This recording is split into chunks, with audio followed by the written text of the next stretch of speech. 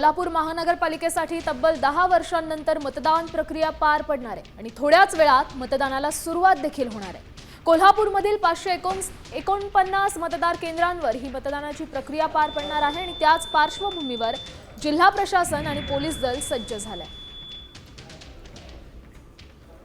याचा आढावा घेतला आमच्या प्रतिनिधी रणजित माजगावकर यांनी।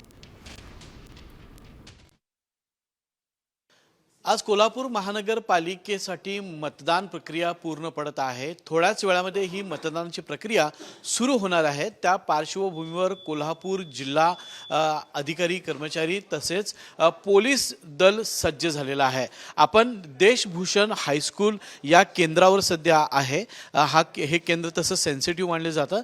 याच्यावर आज सकाळपासूनच सर्व अधिकारी आलेले आहेत आणि मशीन्स असतील किंवा इतर सगळ्या ज्या निवडणुकी संदर्भातल्या ज्या गोष्टी असतील त्याची पाहणी करण्यात येत आहे आणि निवडणूक सुरू झाल्यानंतर मतदान सुरू झाल्यानंतर कुठलाही अनुचित प्रकार घडू नये तसेच मशीनमध्ये कुठलीही खराबी येऊ नये किंवा इतर कुठल्या गोष्टी घडू नयेत याची चाचपणी सध्या हे सर्व अधिकारी करताना आपल्याला पाहायला मिळत आहेत।